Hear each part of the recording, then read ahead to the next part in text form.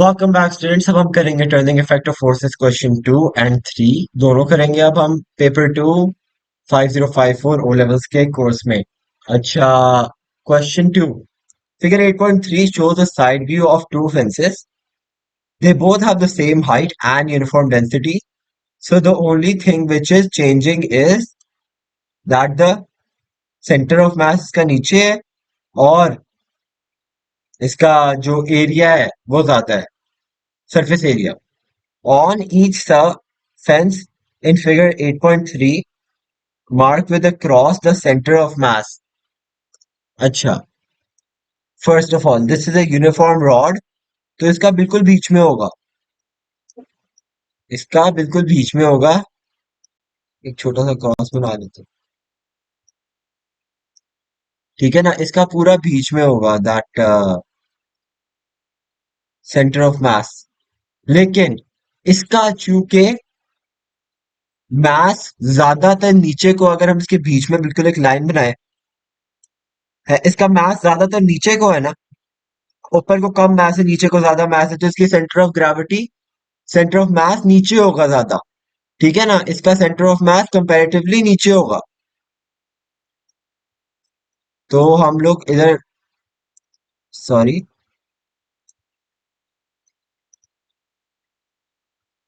एक और बना लेता हूँ। इसका सेंटर ऑफ मास कंपैरेटिवली नीचे होगा। इतना भी नीचे नहीं होगा, बस इधर तक, मतलब तकरीबन इधर तक होगा। ठीक है ना। तो explain why a wider base makes the fence more stable. अच्छा, आपने अगर देखा हो कि ऊंची ऊंची जो बिल्डिंग्स होती हैं, जैसे बुर्ज खलीफा हो गया, या कोई भी ऊंची बिल्डिंग हो गई, कोई ज्यादा बहुत ऊंची बिल्डिंग हो गई, या आईफिल टावर हो गया, वो जैसे जैसे उनका वो नीचे होता जाता है ना, जैसे जैसे लोअर फ्लोर्स पे आते जाते हैं, वैसे वैसे उनकी बेस ना वाइडर होती जाती है। Right.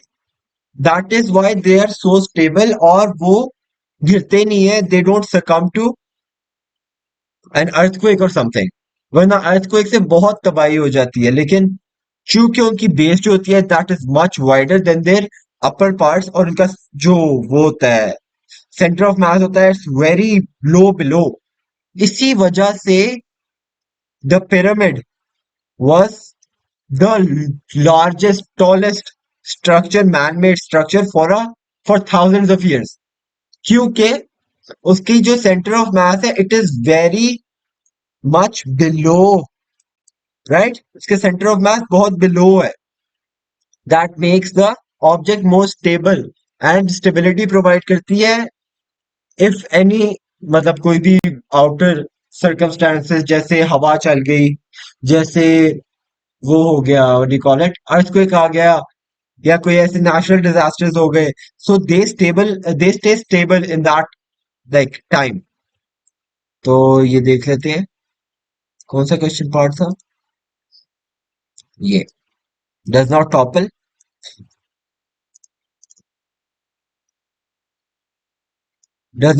fall back as fence tilts, rotates, turns, changes angles, or turns to larger angle, needs more force before toppling। मतलब इसको ज्यादा फोर्स चाहिए होगी before falling. Right, center of mass is lower just like I told you. और there needs to be like दो चीजें होनी चाहिए for object to be stable. The surface area should be the largest, इधर surface area कम है, इधर largest है, and the center of mass should be lowest. So those are the two things. Figure 3.1 shows a small brick hanging from a Newton meter. Newton meter पे एक small brick है, और वो 3 Newton तक दिखा रही है measurement.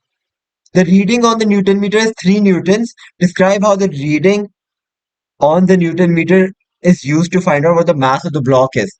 अच्छा, mass, weight is equals to M G, W is equals to M ji.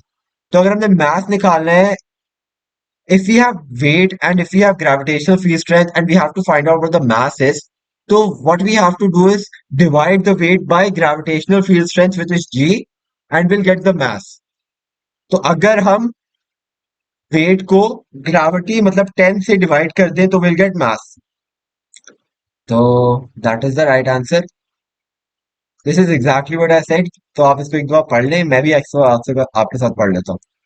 Mass, meter reading in grams, meter reading gravitational field strength, meter reading divided by acceleration due to gravity, which is 10. So yeah, the same brake and Newton meter are used in apparatus shown in 3.2. Same use over here, right? The meter rule is pivoted at its center and is balanced. This is the pivot. The reading on the Newton meter is not shown. ये reading अभी show नहीं किया, हमने निकालनी है मेरे ख्याल से. So state the principle of moments of a body in equilibrium. For for a body to be in equilibrium, there needs to be two things which must be fulfilled. There needs to be no resultant force. There needs to be no resultant moment. Both of these things should be zero. Or for there to be no resultant moment, the clockwise moment must be equal to the anti-clockwise moment. So that is the answer. ये just like I told you, clockwise moment must be equal to anti-clockwise moment. So that is the right answer. यहाँ लिख देते हैं. Determining the reading on the Newton meter as shown. अच्छा, पहले आप pivot identify करें. Pivot is this. And second, weight कहाँ होगा? Weight is acting downwards. So it is creating an anti-clockwise moment. And the Newton meter is pulling upwards, which will create a clockwise moment, right? It will create a clockwise moment, and this will weight will create an anti-clockwise moment. ठीक है ना? So weight हमारे पास था इसका, which is 3 Newton's. So 3 Newton's का force नीचे लग रहा है. ठीक है ना? 3 न्यूटन्स का फोर्स नीचे लग रहा है. और पिवट का डिस्टेंस है 30 सेंटीमीटर्स. और इसके अंदर और पिवट का डिस्टेंस है 20 सेंटीमीटर्स. और ये फोर्स अननोन है, right? And this is balanced. Balanced means this is in equilibrium, which means anti-clockwise moment must be equal to clockwise moment, vice versa. So अगर हम clockwise moment लें, which is the moment caused by the weight, right? Clockwise moment, force into perpendicular distance. Perpendicular distance होगा इधर से इधर तक between the pivot and the weight, which is 30, is equals to anti-clockwise force, which is F. We have to find that out into the perpendicular distance, which is 20 between the pivot and the force F. तो 20 लिख देते हैं इधर. तो ये answer आ जाएगा 90 is equals to F into 20.